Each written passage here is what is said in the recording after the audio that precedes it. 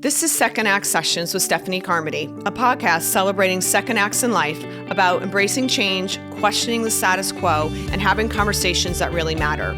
If I've learned anything, it's that your second act is yours to define. No matter what chapter you're in, your second act can be the most powerful yet. Welcome to Second Act Sessions. Welcome back to part 2 of my conversation with Lauren Richards. Even for me, like, I don't know if this happened to you, but like with the Holy Spirit, I know I could hear like my ex. Like I sort of heard God, but then I'd hear the voice of my ex. And so when I was healing and I would be journaling and praying, I go, wait, is that God's voice? Wait a second. Exactly. Is that what that sounds like? Well, that's actually really interesting you bring that up. So I don't know your faith and background religion, but obviously you must believe in God because you just mentioned the Holy Spirit. So I'm a born again Christian. And what I realized I did in the marriage, there was no God in my marriage because my ex was the focal point. And that was it. And I feel so bad. Like I'm always like, I'm so sorry, God. But like, it was all about him. What sort of mood did he wake up in? Because that dictated how my day was going to go and what mood I was going to be in. Right. Yeah. And then what did I have to do to cater to him? Pick up his dry cleaning, do this, do that. Like I would just cater to him. Right. And because I was being a good wife, dutiful wife, happy to do it, but not realizing I'm catering to an abusive POS. And you don't even know that that's happening because I said it, I've been a Christian for about 25 years, Okay, and good. so, Okay, I love it. Good. Yeah. And so, I've done an entire series on like even spiritual abuse because it very much mimics the narcissist, when you have abuse. And so I did a thing on that. But I had all my like Bible study journals and all this, and every stupid week was like, God save my marriage, God save my marriage. Yep. And listen, we can say that all day long. And then I had a friend who reminded me, we have free will. Yes, and God gave us free will. He gave us free will. And so what was my ex doing? He was using his free will for something else, and so while God, yes, is big enough to save our marriages if he wants to, he gave us free will. And because he didn't want us to be robots. And so he didn't also want us to be abused either. Exactly. And that's what I do talk about on the series I did, because that was, I was sitting in what I call a toxic church because it was it had very similar ideas with the same way narcissistic abuse is, where it's like you're elevated and you're in leadership and doing these things, and then you're devalued and discarded and for no reason. And it was very confusing, but let me tell you, it was all normal. And so right now, my relationship with God is one thing. Relationship with church is different, and we don't really need to go into that. But that, I'm with you there. Because I'm trying to heal me and trying to unpack all that and what does that look like to me. Yes. So, and God's big enough to deal with all this. There's plenty of scriptures that talk about abuse, and you don't have to stay in abuse because our husbands were supposed to be doing something else. They were. We don't have to just submit. They should be loving us. Right. Exactly. Well, that's to your point though, because that was my feeling was like, I don't want to be divorced. It's, God is, I don't believe in divorce. Right. And I stayed because I was like, I want to make it work. I don't believe in divorce. I don't want to let God down, and I feel like, societal pressures. But there comes a point when you're like, enough is enough. And I know God would not want this for me, at all. And so that's when I do feel at least I got that sort of peace. And I even went and spoke to my local pastor because I was like, I always feel like God is going to like punish me or something. Like this is a while ago before I was in the healing. And he's like, no, God would not want that for you. But God can turn everything and use everything for good. So hence why what you're doing, what I'm doing is to spread the word and to help others, because maybe we had to go through that so that we could help others. Right. Well, for sure. I mean, he'll use anything, right? Absolutely. But I did have a lot of people that were some of my church friends who were like, oh, you really shouldn't be talking about this. You should just forgive him and move on. And we have to be very careful with directing people to forgive, because forgiveness is very personal.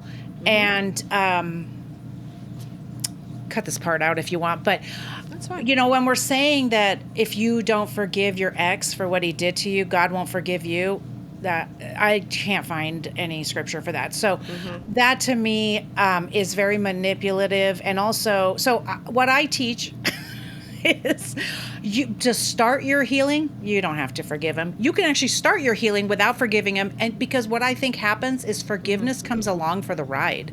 Because as you're healing, you go like, you have no power over me anymore. No, none. And so that forgiveness just but when you force people to do something, that doesn't do anything. It has to be from your own depth of healing. So wherever healing needs to start for you. Yes, and I it can agree. be therapy, it can be prayer, it can be journaling, it can be all of those things. It can be exercise. Do them all and find everything. I've done so many things, and I'm still in therapy because there's still a lot to unravel, because it's a lot of years to unravel. And it doesn't mean you don't have faith. It doesn't mean that you should be better by now. There's no such thing as any of those things. So just keep doing the work. And we're human. We are human, and we're stuck on this earth, which is awful lately, and it's like, good God. But I totally agree with you. And I also think forgiveness is not for them. Forgiveness is for us and for you. So I feel like you should forgive when you are in a place and you're healed and strong enough. And that could be 2 years, it could be 2 months, it could be 20 years. It doesn't matter. I think ultimately, as you are on your journey and you're healing, like I don't know if I forgive him per se. I guess I kind of forgive him. I just don't think about him. He's nothing to me anymore. That's how I feel. It's just he's gone. I don't think about him. I don't miss him. I feel great with that. So I feel like almost in a way, though, that life feels so far away and so distant from me. Like, did that even really happen? That's how much distance I've gotten put between us emotionally, if that makes sense. It does. And that's how you know that you probably are in that forgiveness. Because it doesn't affect you. And listen, it's okay if you also have those days where you go, rah, rah, rah. Like I'll think about something and I'll speak out loud to him. I'll be like, I hate you so-and-so for doing that to me. I did that yesterday. I literally yelled at him. I was so mad at him. I'm sure with your healing. And that's the thing is, we have to know that there's stuff in there. And if a trigger happens, fine. Because I had a trigger happen, and I have the tools for the trigger. And I went through it, and I was like, for 4 days, I was having nightmares. And I finally called my friend who does holistic healing, and I said, I can't get over this. And she goes, some triggers are going to be like that, even though you have the tools. And I was like, I just thought if I had the tool, I would just it'd be okay, and I'm fine. But to your point, but in my healing, I had horrible nightmares, and it was awful. And I was almost scared to go to sleep because they were so bad. And then I also think one thing that I've realized, I don't know if you realize this, is that even if you aren't mentally strong enough to break away or to initiate a divorce, and but you should, your body eventually will tell you. Because for me, my body was breaking down. It's like my body was physically allergic to him.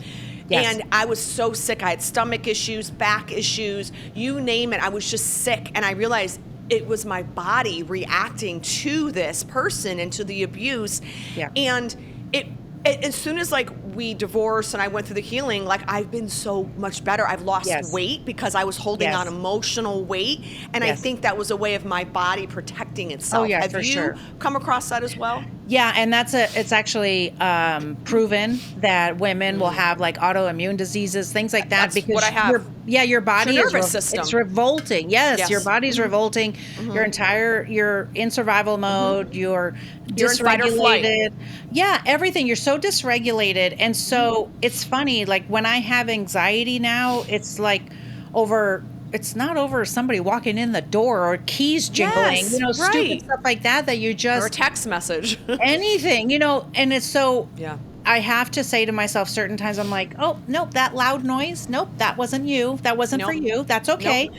That's mean, because every once in a while, because I live in a condo, so every once in a while I can hear my neighbors and I'll hear a door slam or something. I'll be like, nope, I'm okay. That door slam was not for me.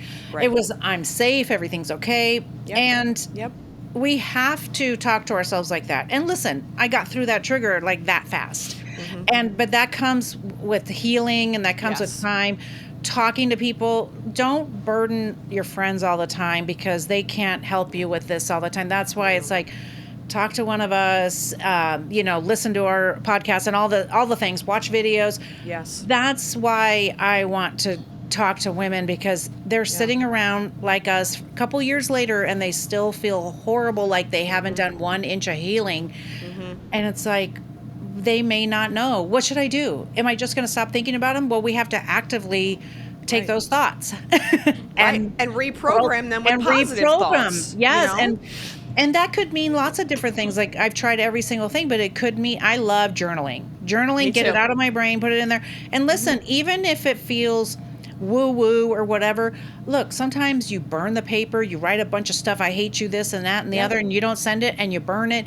Like, even if you do a little fake ceremony for yourself, it doesn't matter. Just like, do something to get it out of you. Get it, you were one with this person and now you're not. And it's so... Our body, I remember at the beginning, I'd be, my brain would go, hey, where's our husband? I'd be like, oh, we don't have a husband. I'd have to talk to, but that's the trauma bond. The trauma bond is like, hey, hello, where's our husband? Yeah. I don't have a husband. No. Stop asking me that. Literally just talking to our brain, because we're chemically attached to this person, and it's hard, and it's okay to be angry. I was told not to be angry. Anger, listen. I don't know. I was around a lot of religious people, but I was told not to be angry. Don't be angry. But listen, anger tells us when something is wrong. Anger was telling me the last few years that my boundaries were being crossed, and I didn't even know what boundaries were. Well, that's the other thing, boundaries, setting boundaries. So I just didn't even know what they were, but I was angry when when a boundary was crossed, whatever that meant. Right. And so that's why, listen to your anger. Why are you angry? Yes. When everybody, like if you are a mom and you cook a big dinner and everybody just eats or takes a plate and leaves the room or something, it doesn't say thank you. It's like, you're going to get angry about that. Why? Because a boundary was just crossed and you're being disrespected. All those kinds of things. Yes. You're allowed to feel those things and understand them. But you have to, starts with value though. Your worth and value. I mean, in general, though, if you are grieving, whether it's a death of someone, there are 5 stages of grief, right? Is it 5? Well, I mean, that's what they say, but there's no order at all. No, but anger is in there. Anger is one of them, and you have to feel that. You have to process all the feels. For me, I just cry a lot because that's how I release. I know, me too. I just cry, and it does feel good. It's very therapeutic for your body. It is. You're with you crying and the tears coming out. There's something that's happening chemically that it's very, very healing. Let it happen and just cry into your pillow. Go somewhere. If you feel like you don't have a private place to cry, literally go, on a hike or a walk or something. Go cry or scream or something. Go to a rage room if you need to, but you have to get that out of you, and it's okay. That doesn't mean that you're a bad person, doesn't mean you didn't believe enough or you don't have enough faith or whatever. No, someone betrayed you. Yeah. That over and over and over, over and over and over. Yes. And told you were crazy for thinking they were betraying you. Trust me, I know. It's like a total mind F, it really is. And like at one point towards the end, I was low too. I mean, I've only said this to a handful of people. A couple things. One, I never really shared anything with any of my friends. I kind of just held it all in. And even when I was explaining some things that he had done to my girlfriend, who also went through the divorce with a narcissist, she's like, Stephanie, oh my God, I can't believe you didn't tell me that. I can't believe you. Like, he left me at a concert once in the middle of a concert, just left me there. I was like, what? Like horrible, mean things. Anyways, I digress. But I guess the other thing I wanted to mention is that I would say that narcissists and setting boundaries isn't just in romantic relationships, because in looking back now, I've seen friendships that had narcissistic tendencies. And now that you know better, you do better. And so in healing from all of this, I've even gotten rid of some friends where I was like, no, they are crossing my boundary. They're not respecting me. And they were like really good friends. And I had to be like, nope, I see them. They're bullies. They're angry. They're mean. And that is for me probably a trigger, but they were narcissistic. And so I guess my point being that it doesn't just live in a romantic relationship. It can live in friendships. It can live in your family. There's someone in my immediate circle that I know is a narcissist, and it's a trigger for me, and I have to stay away. Yes, it's so hard. I can't keep my mouth shut anymore, which is great. I found my voice, but it's not directed at the right way, so I have to just stay away, you know? Sometimes you just have to have that look on your face, you know? Well, I noticed that too, and so this is, look, you can do the pulling back from some of these friendships and your family or whatever, but you're also going to find as you start healing, the healed version of you is not going to work for everybody, and they'll just pull away. Exactly. And you know what? I also feel like that's a blessing. Exactly. There were a lot of friendships. A lot of friendships. Yeah. And even like my best friend, she just had a similar way about her. And so as I was healing, I was like, oh, okay, now I see why we're best very friends. Clearly. Yeah. And so I was willing to, deal with that in certain ways, kind of live off her breadcrumbs, which was whatever. Like whenever she could call me, I'd be okay with that. And I did resign myself to that. But then she decided that she wanted to be friends with my ex. And oh, no. And so. Oh, no. And so so this is not how you set boundaries, but this is what I did. I said, if you continue to have a relationship with him, our friendship ends. And so boundaries are what you will do, not what other people are supposed to do. But I think I made it very clear to her. And let me tell you how little I ever set a boundary with anyone around me. She said, that sounds like a threat. And I was like, no, that's a boundary, because people who don't like boundaries or have never had boundaries set with them, it will sound like a threat. Yes. Okay. I mean, yes, it is a threat. But so what happened was, oh no, I would never do that. Well, she did. I found out. And so we're no longer friends. And I'm not interested. And she was like, I will love you always, blah, blah, blah, in her text. And I was like, no, because you did what you did. And that's what I just kept saying. I just was very like, it's called gray rocking. I just kept matter of fact going, nope. No, I don't really believe that, because you did what you did. And no, but I'll always love you and I respect your boundaries. I go, no, you don't, because you did what you did. And so saying to someone, I respect your boundaries because you allowed me to do this. You didn't fight for 1 second you chose what you chose. Yeah. And that to me felt too familiar. Yes. It felt like my marriage. Yes, I don't want you. You're not following the rules. Let me go get this other girl. She's going to follow the rules. And so to me, it was like, oh no. And I didn't even shed a tear over it, because when you are set in your convictions and in your boundaries, I know my worth and value, and I'm okay. I'm not going to set myself on fire to keep anyone else warm. No, like I'm not. No. I'm done with that. No, I'm done too. I think that sounds like we're very similar. Probably the nice, kind one, the giver. I'll do this for you. I'll help. I'll do this. I was always like the nicest person to a fault, where everyone would take advantage of me and walk all over me. Yes. And I didn't see it. And then as I'm going through the divorce, I'm seeing it in real time, and I'm going, oh my God, it's like I'm married again to this friend. And like, this is not healthy for me. Yeah. And all I do for me is sometimes I don't really even need to say anything, because I let them show me with their actions. And if I've always said things a couple times, I'm not going to repeat myself. I just start pulling my energy back. Yes. And then when you pull your energy back, you don't call as much. You don't reach out as much. Right. You don't respond as much. And then you really see who your real friends are. And then you see how they treat you and how much they really care about you. Because some have just fall by the wayside, haven't heard from them. Yeah, you don't have to have like in a big event. Like I literally did nothing. It was very, very, of our time. I just unfriended her everywhere and I stopped all communication. Yeah, same. And it's like, that's all it takes, because the people who, I had so many friends around me that didn't move a muscle, that they wanted to hear everything and they stood by my side. And I had friends who before church, they were in the hood, right? So I love it. So when they found out about the girlfriend that I was always worried about, a couple of them were like ready to take off earrings, go, where are we going? Whose butt are we kicking?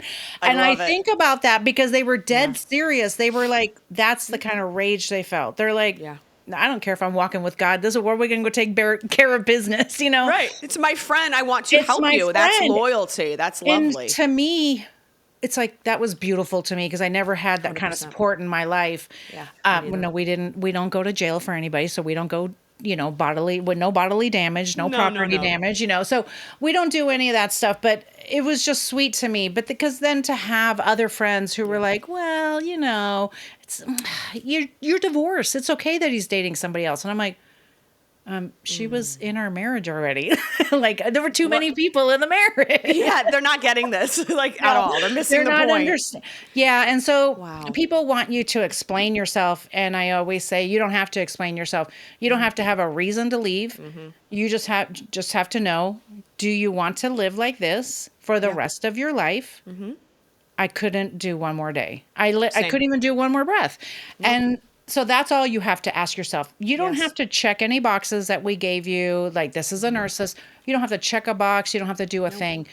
Just decide what is best for you. And because even if they're, you just have to decide what's best for you. I know that sounds selfish, and we've been taught not to be selfish, but you have to live with you. You have to live with you for the rest of your life. You have to wake up in the morning and look, I wake up in the morning in peace. There's so much peace in my house. I have a cat who loves me. And listen, I sit there and I go, I love you so much. Because if I didn't have that thing loving me, I probably would have gone out and got a cat, but I got her before. And it's like, just there's peace in my house. And people are like, you going to date? And I'm like, I don't want to right now. I have so much peace. Like, you're going to fight with my peace. Like, I just, eventually, if I don't know, maybe it's, I don't know. I'm not listening to that. That door's closed.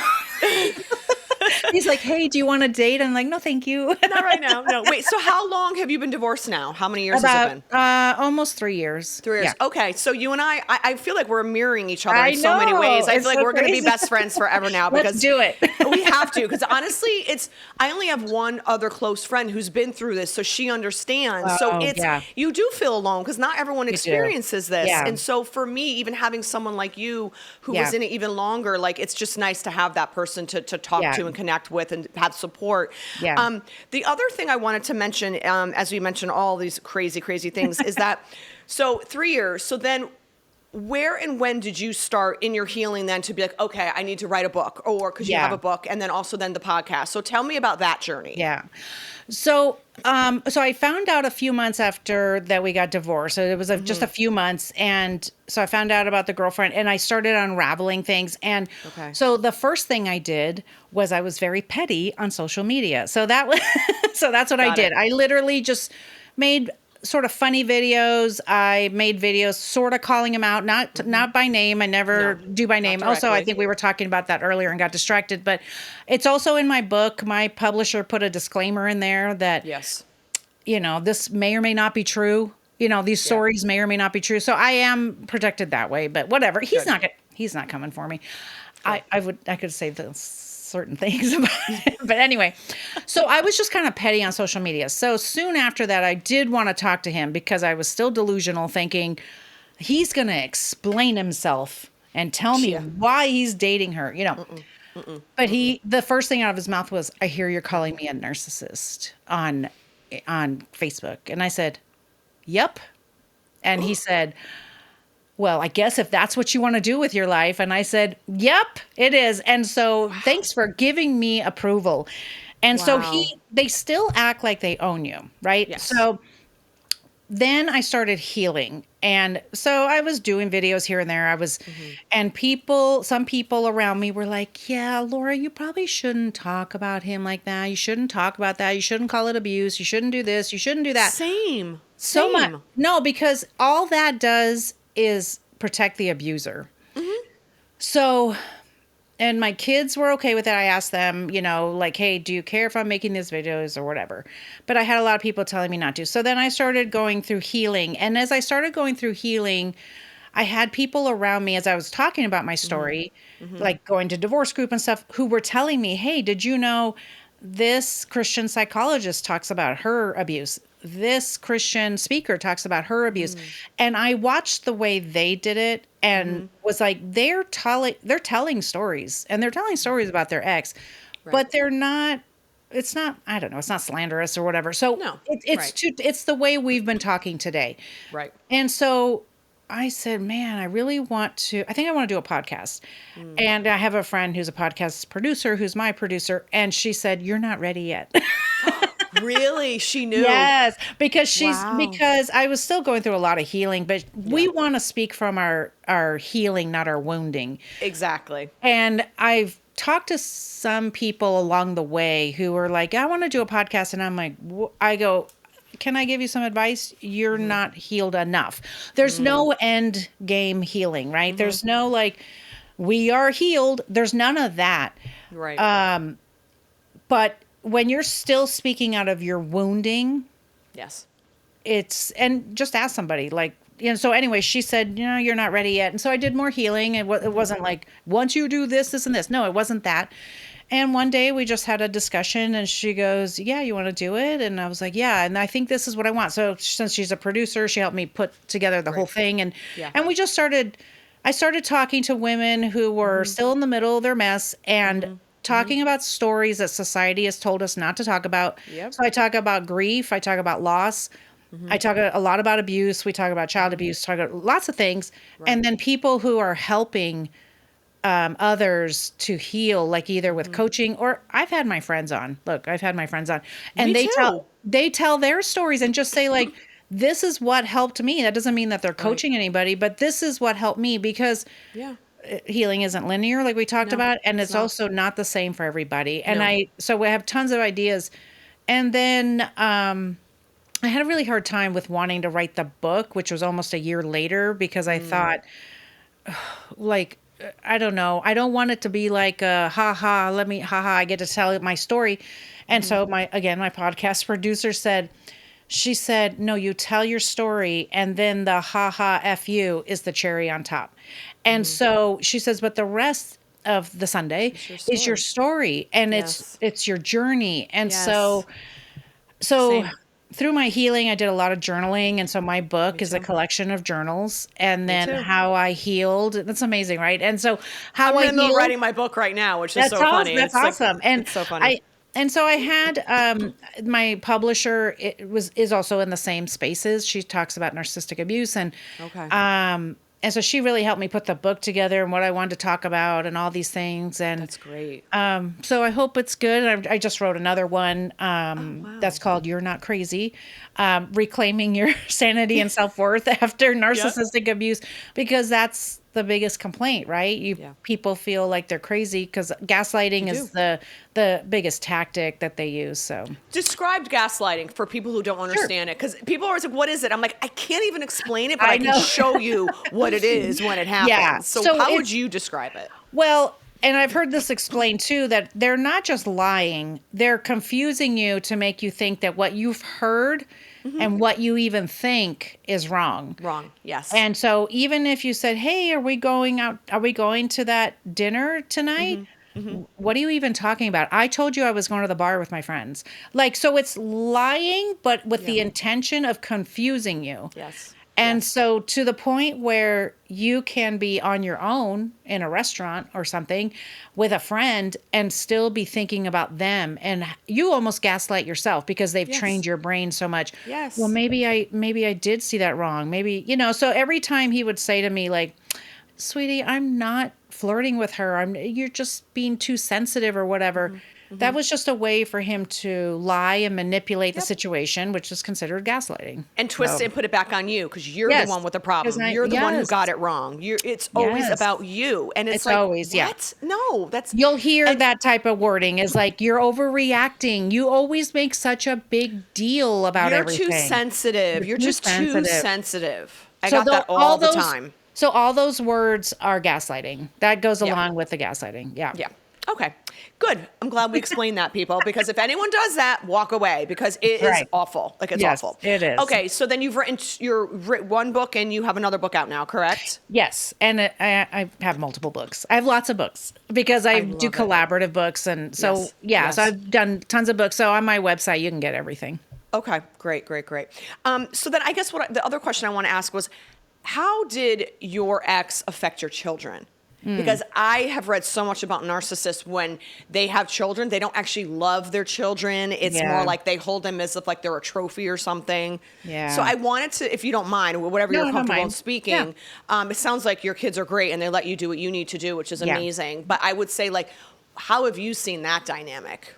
Well, it was hard. It was really, really hard because when the mask comes off, it's off for everybody, right? And so then he became a different person, and he started bringing the girlfriend around right away. This is all that they've told me. I didn't know anything. They protected me, which I love my children for doing that. They protected me, but they show their true colors, and thank God our children were adults. And so they had to make their own decision. My youngest, youngest child thing to do. He has a dad and my ex-husband. Those are two different people in his brain. And he's the one that will actually, when I will be like, hey, you can't tell me about your dad because I get nightmares. And he'll be like, Mom, F that guy. Like, he is the one who knows what his dad did was wrong. They all do.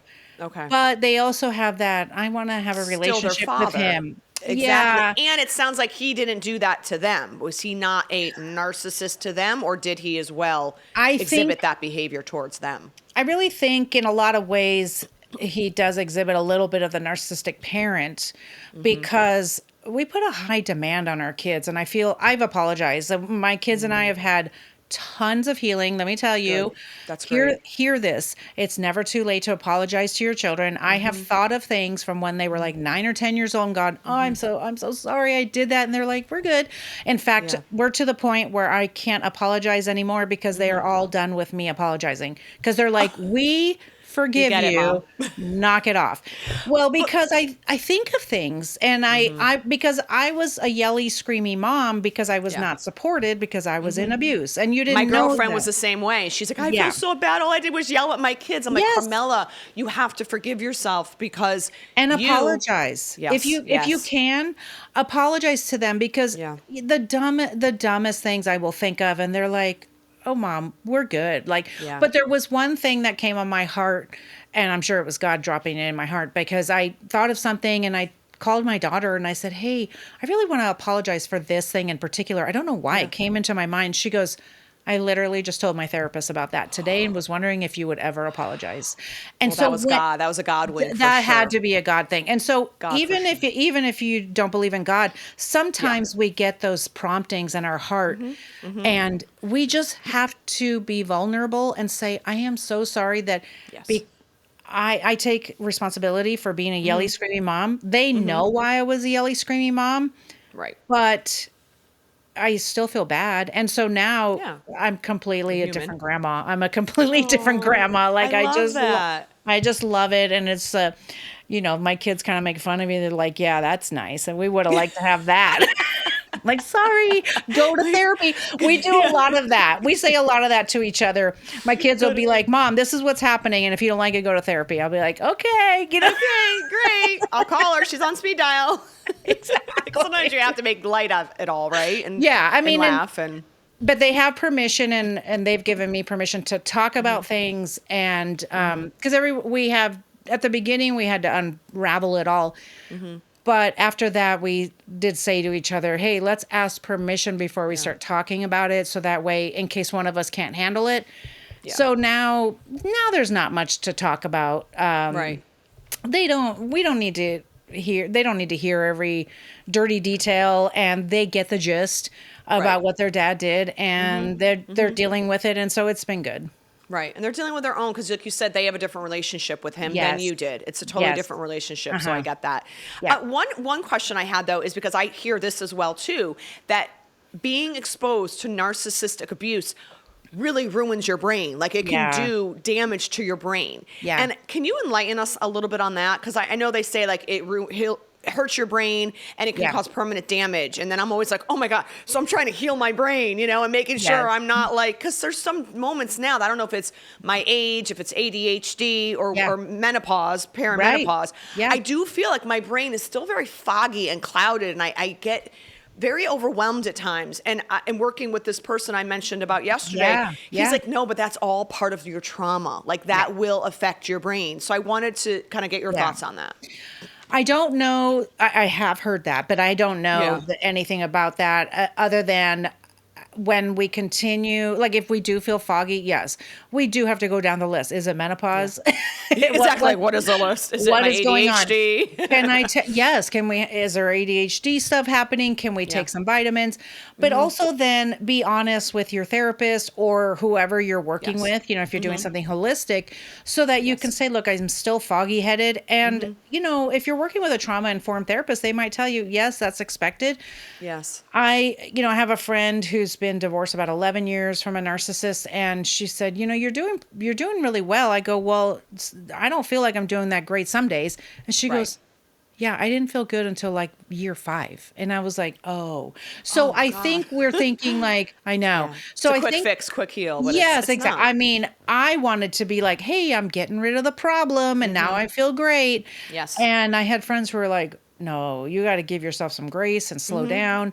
And it's not going away overnight. So just listen to your body. And that to me was important. So so now I don't drink and I eat different foods. It's not like I don't enjoy whatever fast food, but there are things, and there are things that I just have to do. And I noticed that when I was drinking, and this is not a judgment to anyone who drinks, but this is what I want you to understand, that listen to your body. When I was drinking, 100%. my body started to say like, you don't feel good. And with menopause, we can't break it down as fast. So then I would wake up in the morning after one glass of wine and feel like I had been out partying all night. Yep.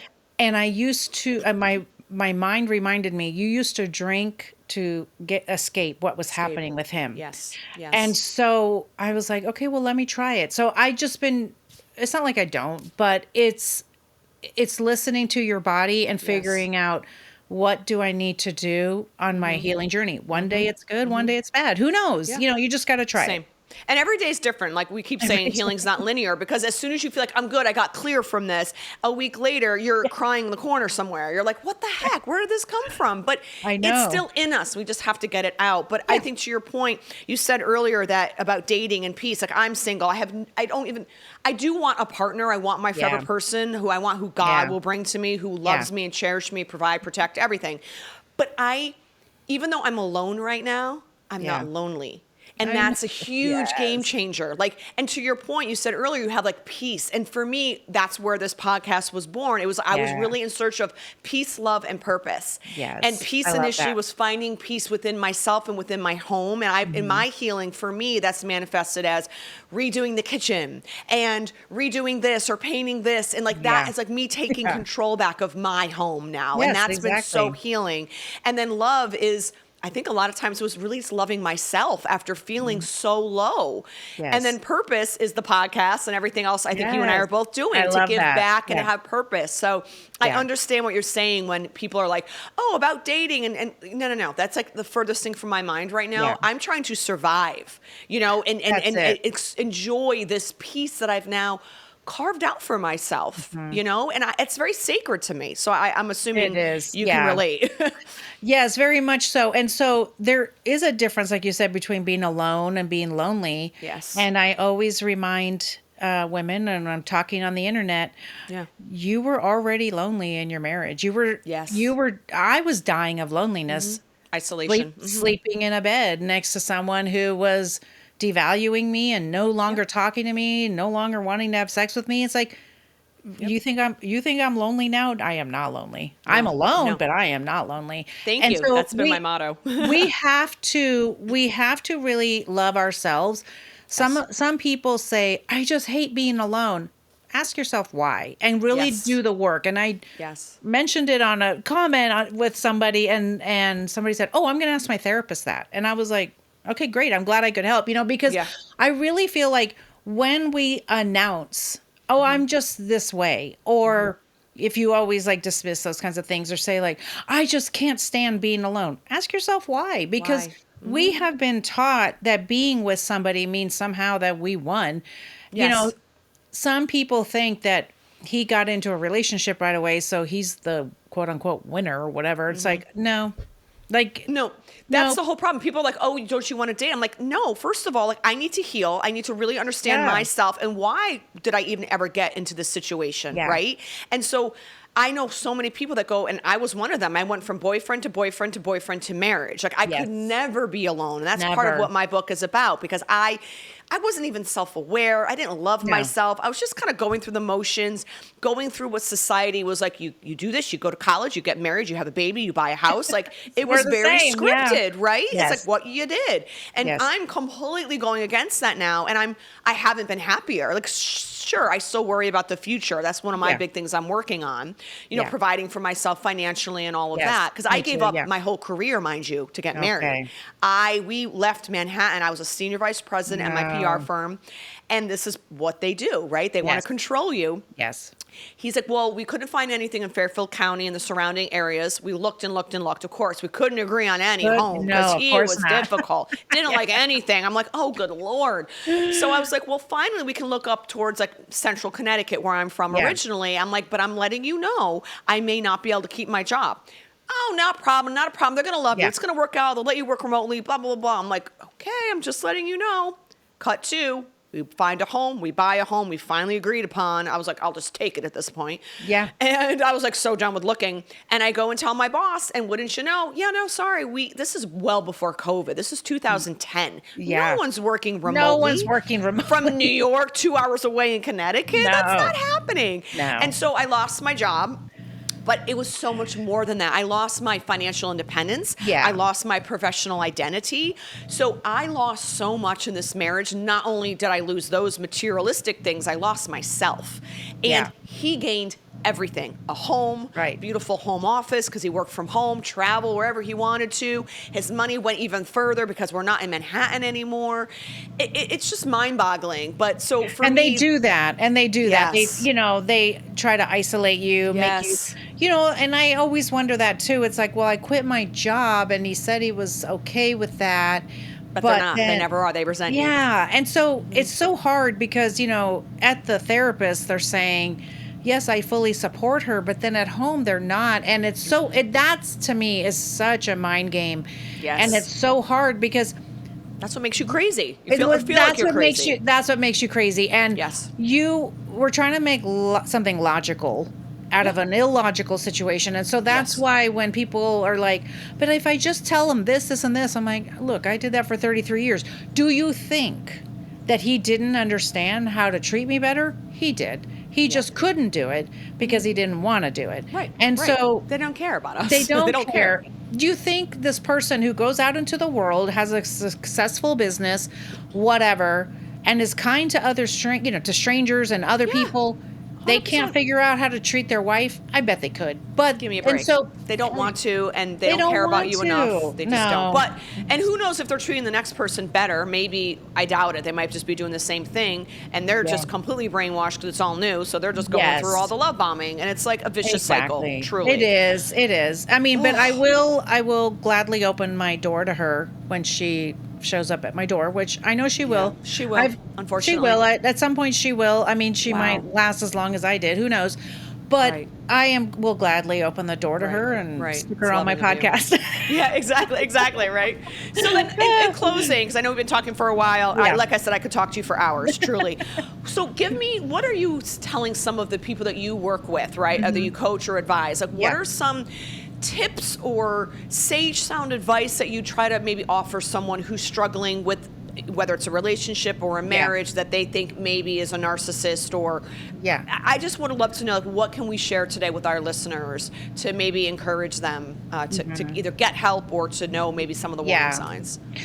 Well, like I said before, think about the life you're living, and is this the kind of life you want to continue living? So if you're out and you're trying to heal, I always talk about setting boundaries with the people around you. I go through 3 different kind of modules. I go through, kind of the validation of what you went through, and there's a bunch of stuff in there, but then also learning how to set boundaries. But boundaries don't happen without loving yourself. And so I recommend to every single person listening, no matter if you're in it, out, whatever, you have to learn how to love yourself, because you Yes. can't set boundaries if you don't think you're worthy of boundaries. No, exactly. And that goes for anyone. I think before you even get into a relationship, you need to connect with yourself and heal yourself and kind of be like, what am I bringing to the equation? Or what is holding me back? Because I feel like I don't even know if I would have ever even done all the work I've done if I didn't get divorced. Like, it forced me and propelled me to really go inward and do the work, you know? Oh, yeah, of course. And it's hard when people are like, what's the one thing? I'm like, well, boundaries, but you can't have boundaries without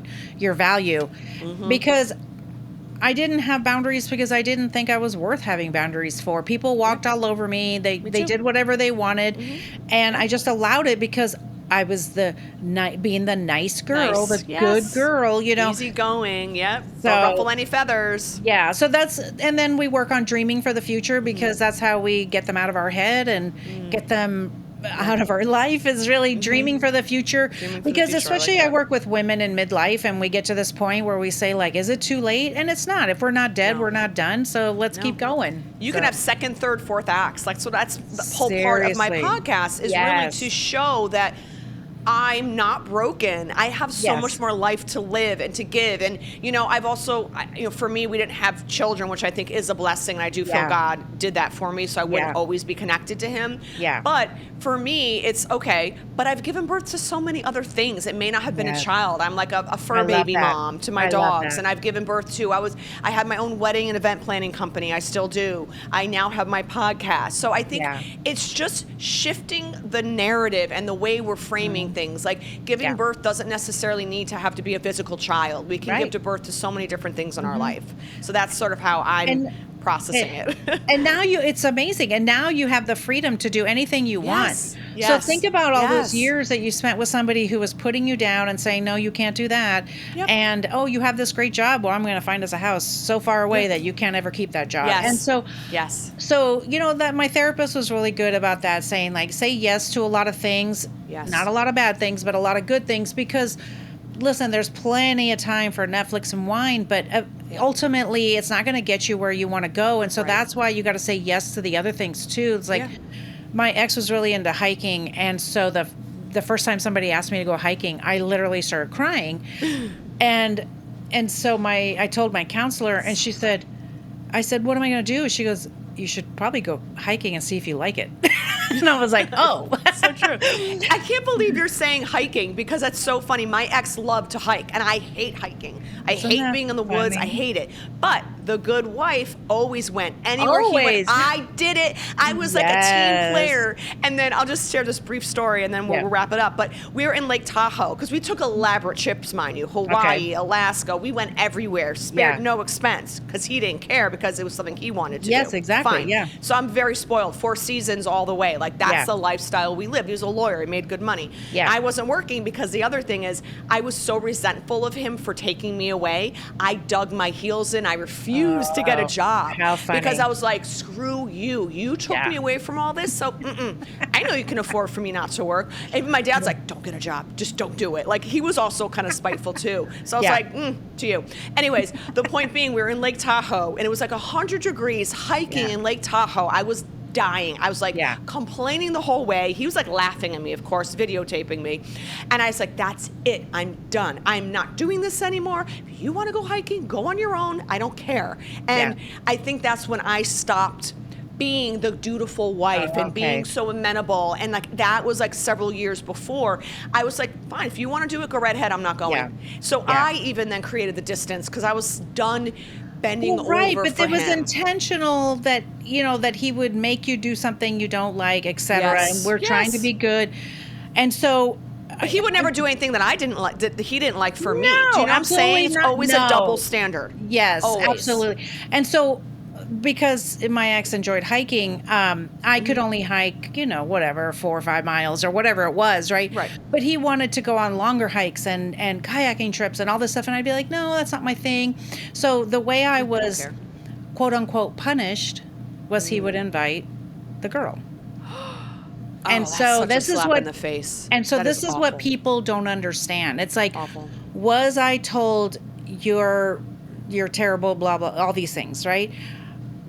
He would just literally on the way home from hiking, he'd be calling her going, hey, do you want to do like a 28-mile with me? Do you want to, climb to the top of the mountain? Do you want to go on a kite? And what could I say? I could say nothing because I was taught not to ruffle the feathers. Yep. And so this is how we're silently punished. Half of me is going, yay, I don't have to go on a kayaking trip. The other half of me is going like, I hope there's other people. Yeah, and I did plenty of that, like hanging out with them, even if it was just her and watching her and stuff. There's nothing I could do. There's only so much you can do, and so if they're gonna do it, they're gonna do it, and he did it right in front of me, and that's okay. Wow. Because it's like, fine, I have freedom now, so I'm good. Yeah, that's exactly it, and that's the other thing. I don't have anyone like holding everything. Where are you? When are you gonna be home? Like, I can come and go as I please. I don't have to answer anyone. I can spend as much money as I want without getting yelled at. Like, I would get yelled at because too many Amazon boxes were coming to the house. They're all the same. It doesn't matter. I'd come home with Starbucks, but it was a free one because, I got for my birthday, or I got a free coupon when you buy so many or whatever. And he would get mad, and I'd be like, but it's free. He'd go, it doesn't matter. How did you get it? And so every single thing, but then of course he'd go out to dinner with friends and spend $500, and I'm like, easily, and they could do that, no problem. Yes, but I'm like, I remember $6 on a coffee. You're mad at me? He went and bought a Rolex, $8,500 Rolex. Do you think I got my Cartier watch that I've wanted for my entire life that was only $4,500? No. He got mad one day because I used his credit card to buy like a pair of pants or something in Greenwich, and right away called me, did you just buy something, blah, blah, blah. I'm like, oh, yeah, I'll pay you back. Don't worry. Like, it was such control. It's everything. Like, I don't miss any of that. Like, that's where I found the peace that comes in of just not having that. And that's why you have to ask yourself, is this how you want to live? Yes, you figured out how to live in that. Yeah. But do you want to? Because it's not healthy. No, because even now, like when you were saying, like you go out, I'm out with my girlfriends. I don't have to rush home because he might be coming home and I've been out too long. No, it doesn't matter. I don't care if whatever happens. Right. I can go do whatever I want to do. And it's not just about that. It's just being able to breathe without somebody saying you're doing it wrong. Yes. And I don't like when women, because of a narcissist or just a bad relationship, hate all men. Like, I'm not like that at all. I don't think every man is a narcissist. I really don't. I'm not going to put that on every man. I just know better, and I know what to look for. And I know I can spot a narcissist out of a group now. Like, I know right away just by how they talk, how they interact. I'm like, narcissist. I'm like an expert. It's so bad. It's so bad, but I can tell now. And no, it's not about hating all men. It's about behavior that's poor. You have poor behavior. We're gonna call you out on it. Yeah, so exactly. That's it. Exactly. Oh my God. Like I said, I can talk to you for hours. I know, it's been great. We'll talk offline too, because like I told you, you're gonna be like sick of me. So where can our listeners reach you? Where's the best way to reach you? I know you're on Instagram, but where can they kind of find your podcast as well as all of your books and everything? So that's where I'm at, podcast.com, and you will find every single thing. I'm at that's where I'm at podcasts on every single social media. And that's where I'm at, podcast.com. You'll find every single thing. I have a bookstore tab. I have tons of books and resources for you. I have lots of resources. So if I can't help you, somebody can help you. Yes. And so because if you're trying to figure out if you should leave, not leave, if you want to heal, somebody can help you. And if I can't do it, somebody can do it for you. Yes, so. I agree. I love that. Well, thank you so much. I'm really glad we had this conversation today. I really do hope it opens people's eyes and wakes people up to just knowing what you deserve and what you will and will not tolerate, because we all deserve to be happy and we only have this one life, and you should not live it miserable. Life is too short. It is. Truly. Thank you so much for having me. I really appreciate it, and I hope that it was helpful for everyone. My pleasure. All right, everybody. Thanks so much. I'll make sure we link all of your information. Everyone have a great day, and God bless. Thanks so much for listening. Be sure to subscribe to Second Act Sessions on YouTube, Spotify, Apple Podcasts, or wherever you tune in. And if today's episode resonated with you, consider leaving a review. It helps more than you know and makes it easier for others to find these stories and start their own second act.